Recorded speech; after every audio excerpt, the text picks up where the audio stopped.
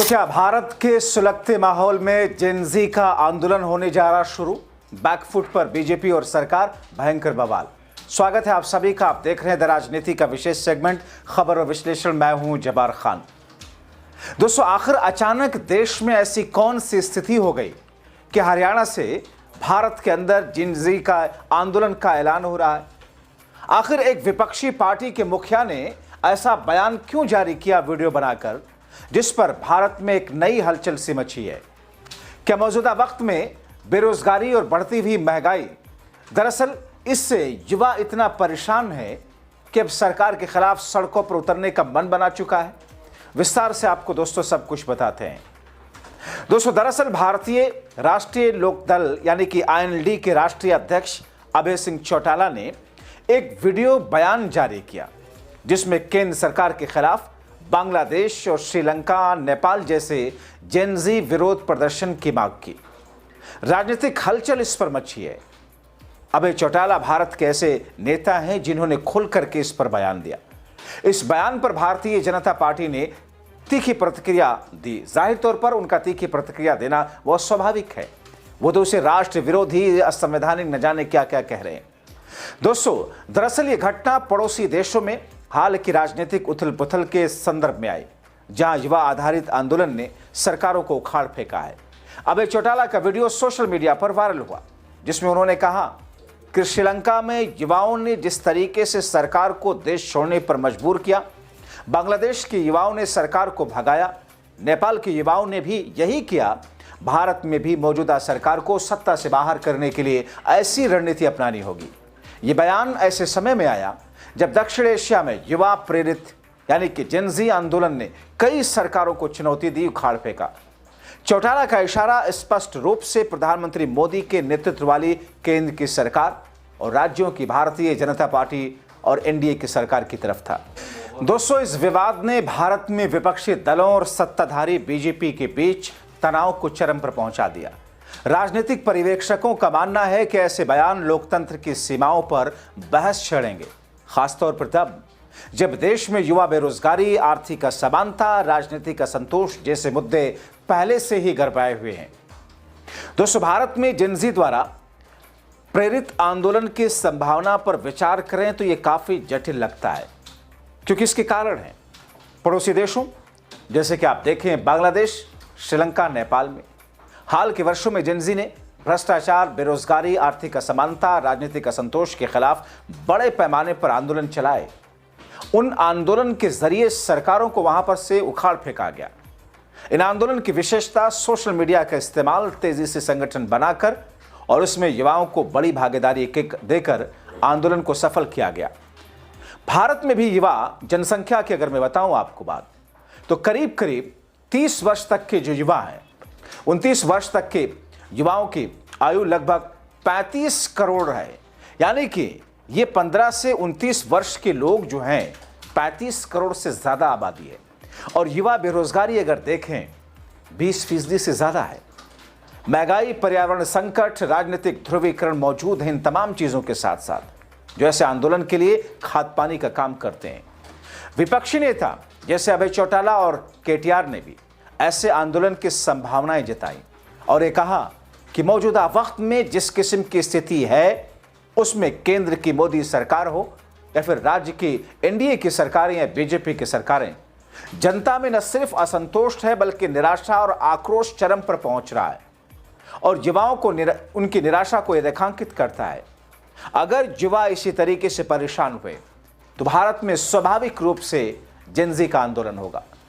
दोस्तों, राजनीतिक विशेषज्ञों का मानना है कि भारत में हालांकि ऐसे आंदोलनों की संभावना कम लगती है, क्योंकि यहाँ के लोकतांत्रिक व्यवस्था इन तीनों राज्यों के देशों के मुकाबले काफ़ी मजबूत है। 5 साल पे चुनाव होते हैं। यह और बात है कि इन चुनावों के जरिए जनता सरकार को बनाना और सरकार को हटाने का शायद इन दिनों इस बीच में अपने वोट का इस्तेमाल नहीं कर पाती है। वोट तो देती है, जैसा कि आरोप विपक्ष लगा रहा है कि साहब जनता वोट किसी और को देती है, जाता किसी और को है, क्योंकि मौजूदा वक्त में सत्ता का चुनाव आयोग और एजेंसियों के जरिए मिली भगत से दरअसल जनता के वोटों की चोरी की जा रही है। तो ऐसे में अगर इसको मान लिया जाए कि साहब जनता अपने वोट के जरिए सरकारें बदल सकती है, असंतोष के जरिए, तो फिर इसका असर क्यों नहीं दिखता? दोस्तों, इस मुकाबले में पड़ोसी देशों में अक्सर सत्तावादी शासन या फिर राजनीतिक अस्थिरता होती रही है। भारतीय युवा जागरूक हैं, सोशल मीडिया पर अपनी राय व्यक्त करते हैं, लेकिन करियर का दबाव, पारिवारिक अपेक्षाएं, पुलिस निगरानी व्यवस्था उन्हें सड़क पर उतरने से उस अंदाज में रोकती हैं जिस अंदाज में नेपाल, श्रीलंका, बांग्लादेश की स्थितियां आपने देखी।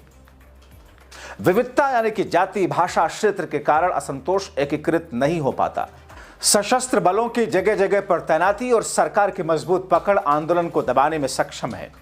दोस्तों, विश्लेषकों का मानना है कि भारत में जेनजी की निराशा मौजूद है, लेकिन यह बड़े उथल पुथल में बदलने की बजाय डिजिटल विरोध या फिर चुनावी बदलाव तक सीमित रहती है। फिर भी अगर आर्थिक स्थिति बिगड़ती है या कोई बड़ा ट्रिगर जैसे सोशल मीडिया ब्लॉक या फिर बड़े घोटाले आते हैं, तो फिर संभावनाओं से इनकार कौन कर सकता है?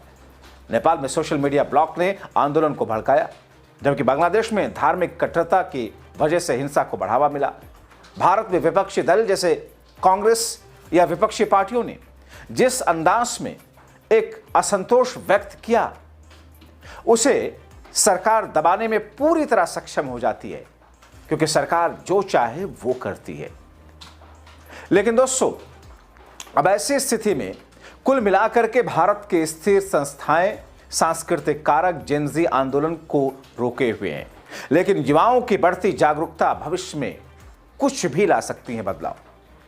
दोस्तों, ये मिसालें बताती हैं कि भारत में जेनजी आंदोलन स्थानीय मुद्दों पर केंद्रित हैं, लेकिन राष्ट्रीय स्तर पर राजनीतिक लाभ के लिए भुनाया भी जा सकता है। हालांकि कई रिपोर्ट्स बताती हैं कि भारत अभी बड़े पैमाने पर ऐसी उथल पुथल से बचा हुआ है। जाहिर है, भारत में जेनजी के आंदोलन वालों के बयान जिसके सामने आने के बाद बीजेपी का तिलमिलाना बहुत स्वाभाविक है। बीजेपी ने चौटाला के बयान की निंदा करते हुए कहा कि भारत के संवैधानिक व्यवस्था लोकतांत्रिक मानदंडों के लिए खतरा है। विपक्षी नेता, जिसमें अभय चौटाला शामिल हैं, राजनीतिक लाभ के लिए लोकतंत्र के खिलाफ जा रहे हैं। बीजेपी इसके अलावा कह भी क्या सकती है? वो आरोप लगाती है कि ऐसे नेता राष्ट्रीय हितों से ऊपर अपने हितों को रखते हैं। तो फिर क्या भारतीय जनता पार्टी अपने हितों को नहीं रखती है? वो कहते हैं कि अंबेडकर के संविधान के खिलाफ काम कर रहे हैं। अंबेडकर के संविधान के खिलाफ मौजूदा वक्त में इस सरकार और शासन में क्या हो रहा है? यहाँ तो मध्य प्रदेश में अंबेडकर के फोटो, उनके पुतले जलाए जा रहे हैं। तो उधर भाजपा के एक अन्य प्रवक्ता हैं प्रदीप भंडारी, वो कहते हैं कि साहब चौटाला का बयान राष्ट्र विरोधी कथा का हिस्सा है। राहुल गांधी को लेकर के आरोप लगाते हैं कि भारत की राजनीतिक व्यवस्था और लोकतांत्रिक संस्थाओं की वैधता को चुनौती दे रहे हैं। हरियाणा के कैबिनेट मंत्री कृष्ण बेदी ने चौटाला परिवार की राजनीतिक पृष्ठभूमि पर सवाल उठाया कि साहब ये सब तो सिर्फ अपने लिए, अपने पारिवारिक नफा नुकसान के लिए सब कुछ करते हैं। बीजेपी दावा करती है कि विपक्ष का ऐसा रवैया देश की एकता, संस्थाओं में विश्वास को कमजोर करता है। हालांकि चौटाला या अन्य विपक्षी नेताओं की ओर से इस पर कोई प्रत्यक्ष या अप्रत्यक्ष प्रतिक्रिया नहीं आई। लेकिन दोस्तों, जिस अंदाज में, जिस तरीके से मौजूदा वक्त में देश के अंदर की जो स्थिति है, महंगाई, इंसान का सबसे बड़ा सामना किससे पड़ता है? महंगाई से। यानी कि खाने के लिए रोटी, शरीर पर कपड़े, सर के ऊपर छत, बच्चों की पढ़ाई, बीमारी के लिए इलाज और दवाई, शिक्षा के लिए स्कूल कॉलेज फीस, या फिर खेती बाड़ी, बिजनेस, रोजगार के लिए सरकार की पॉलिसी। मौजूदा वक्त में ये सारी की सारी स्थितियां जिससे जनता आक्रोशित हो रखी है। अब आप देख लीजिए, एक वक्त में डॉक्टर मनमोहन सिंह की सरकार में $151 प्रति बैरल कच्चे तेल की कीमत गई, लेकिन तब भी मैक्सिमम डीजल पेट्रोल की प्राइस 65 से 68 रुपए के आसपास गई। लेकिन अब मोदी राज में 35 से $40 प्रति बैरल तक पहुंची, लेकिन पेट्रोल और डीजल बिका 100 रुपए में। अभी भी वही स्थिति है। जाहिर तौर पर जीएसटी से लाखों करोड़ की कमाई करने वाली सरकार अब जाकर के इतने वर्षों के बाद में जीएसटी को कट डाउन किया, और उस जीएसटी को अभी भी लागू नहीं किया जो कांग्रेस पार्टी की सरकार जीएसटी लाना चाहती थी। फिर भी लोगों में उस स्तर का असंतोष जो दिखा, उसे दबाने में सरकार कामयाब हो जाती है। आप देख लीजिए, कोई भी एरा गोल्डन एरा नहीं रहा है, मगर मौजूदा वक्त में किस तौर पर एजेंसियों के उपयोग और दुरुपयोग से किस तरीके से चुनाव आयोग को, मैं नहीं कहता कि दूसरी सरकारों में चुनाव आयोग के ऊपर प्रेशर नहीं होता था, मीडिया में नहीं होता था, लेकिन उसका लेवल अगर तब सिर्फ 9% था तो इस वक्त 99.99% है। यानी कि कोई भी संस्था हो सरकार के इतर न कुछ कर सकती है न बोल सकती है। जाहिर तौर पर ऐसी स्थिति में आक्रोश पनपता है, और जब वो आक्रोश फटता है और फिर ऐसे आक्रोश आमतौर पर युवाओं के जरिए ही सामने आते हैं। जेपी मूवमेंट कहां से शुरू हुआ? छात्रों का आंदोलन था, वो भी गुजरात के एक हॉस्टल से शुरू हुआ। उसके बाद में जेपी मूवमेंट पूरा का पूरा आगे बढ़ा। उस वक्त की सबसे मजबूत सत्ताओं का उखाड़ कर फेंक दिया गया। ऐसी स्थिति में क्या देश की राजधानी दिल्ली से सटे हुए हरियाणा के एक पार्टी के मुखिया का यह कहना महज एक संयोग है, या फिर वाकई इसके पीछे कुछ ऐसी आहट है, जो आहट ये दर्शाती है कि अगर स्थितियां ऐसी ही रही तो फिर आने वाले दिनों में एक बड़ा संग्राम, एक बड़ा आंदोलन होगा, जिसे भारत में भी जेन ज़ी के नाम से जाना जाएगा। ऐसी स्थिति में दोस्तों, इन तमाम चीजों को लेकर आप क्या कहेंगे? अपनी राय कमेंट बॉक्स में जरूर लिखें।